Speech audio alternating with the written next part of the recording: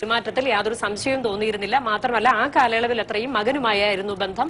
എന്നാൽ മകൻ തന്നെ താനുമായി ശാരീരിക ബന്ധം നടത്തിയതിനു ശേഷം തന്നെ വഞ്ചിച്ചുകൊണ്ട് മറ്റൊരു പെൺകുട്ടിയെ വിവാഹം കഴിക്കാൻ പോകുന്നു എന്ന വാർത്ത വന്നപ്പോഴാണ് താൻ ഭയന്നതും താൻ ഇവർക്കെതിരെ ഒരു തെളിവിന് വേണ്ടി വെബ് ക്യാമറ ബെഡ്റൂമിൽ സ്ഥാപിക്കുകയും ചെയ്തത്.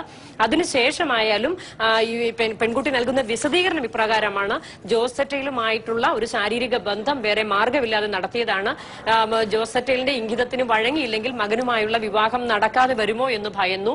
ആ സാഹചര്യത്തിലാണ് താൻ വഴങ്ങിയത് എന്നുള്ള വിശദീകരണമാണ് ഇതിൽ പറഞ്ഞിട്ടുള്ളത്.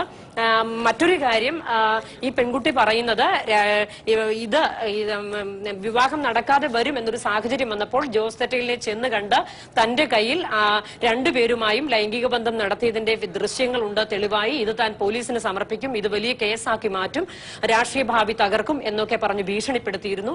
എന്നാൽ അങ്ങനെ ഒരു കാര്യത്തിലേക്ക് പോകണ്ട, മകനുമായുള്ള വിവാഹം പറഞ്ഞുറപ്പിച്ചതുപോലെ തന്നെ 2013 മെയ്യിൽ തന്നെ നടത്തും എന്നുള്ള വിവരം ജോസറ്റയിലിന്റെ ബന്ധു മാർട്ടിൻ വന്ന് പറയുകയായിരുന്നു ഇവരുടെ വീട്ടിൽ. മാർട്ടിൻ വന്ന് പറഞ്ഞത് പ്രകാരം 2010, അതായത് ഇക്കഴിഞ്ഞ മെയ് വരെ, കഴിഞ്ഞ മാസം വരെ ആ പ്രതീക്ഷയിൽ പെൺകുട്ടി ഇരിക്കുകയായിരുന്നു, വിവാഹം നടത്തിത്തരും എന്നുള്ള പ്രതീക്ഷയിൽ ഇരിക്കുകയായിരുന്നു. എന്നാൽ അതിനുശേഷം ഇങ്ങോട്ട് വന്നപ്പോൾ ഈ വിവാഹം സംബന്ധിച്ചുള്ള കാര്യം ഒന്നും സംസാരിക്കാതെ വരികയും താൻ വഞ്ചിക്കപ്പെടുകയും ചെയ്തു എന്ന് പൂർണ്ണമായി ബോധ്യപ്പെട്ടപ്പോഴാണ് ഇപ്പോൾ പരാതിയുമായി പോലീസിനെ സമീപിച്ചിരിക്കുന്നത്. ഇതിൽ എടുത്തു പറയുന്ന ഒരു കാര്യമുണ്ട്: ഇദ്ദേഹത്തിന് രാഷ്ട്രീയ സ്വാധീനമുള്ളതുകൊണ്ടും മുൻ മന്ത്രി എന്നുള്ള നിലയിലും ഇപ്പോഴത്തെ MLA എന്നുള്ള നിലയിലും ലോക്കൽ പോലീസിന് പരാതി നൽകുകയാണെങ്കിൽ ആ പരാതിക്ക് പ്രാധാന്യം കിട്ടില്ല എന്നറിയാവുന്നത് കൊണ്ടാണ് ലോക്കൽ പോലീസിനെ സമീപിക്കാതെ SP ഓഫീസിൽ പരാതിപ്പെടുന്നത് എന്നും ഈ പരാതിയിൽ പെൺകുട്ടി പറയുന്നുണ്ട്. മായ, ലേബി, ജോസറ്റയിൽ ഇതേക്കുറിച്ച് എന്തെങ്കിലും പ്രതികരിക്കുകയുണ്ടായോ? അദ്ദേഹത്തിനെതിരെ കേസെടുത്തിരിക്കുന്നു.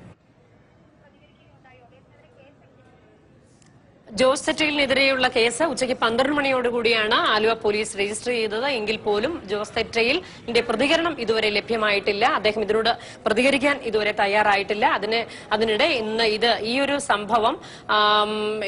സംഭവത്തെ തുടർന്ന് ഇന്ന് വൈകിട്ട് ജോസറ്റയിലിന്റെ വീട്ടിലേക്ക് പ്രതിഷേധ പ്രകടനം നടത്തുന്നുണ്ട് യൂത്ത് കോൺഗ്രസ് പ്രവർത്തകർ. അതുപോലെ തന്നെ ഈ ഒരു സമയത്ത് പ്രത്യേകിച്ച് എടുത്തു പറയുകയാണെങ്കിൽ രാഷ്ട്രീയ ആയുധം, വീണുകിട്ടിയ ഒരു രാഷ്ട്രീയ ആയുധമായിട്ടാണ് ഇതിനെ ഇപ്പോൾ കോൺഗ്രസ് പാർട്ടി കരുതുന്നത്. ഈ രാഷ്ട്രീയ കാലാവസ്ഥ പ്രക്ഷുബ്ധമായിരിക്കുന്ന ഒരു അവസരത്തിൽ ഈ ഒരു വിഷയം വീണുകിട്ടിയത് അവർക്ക് സ്വാഭാവികമായും അത്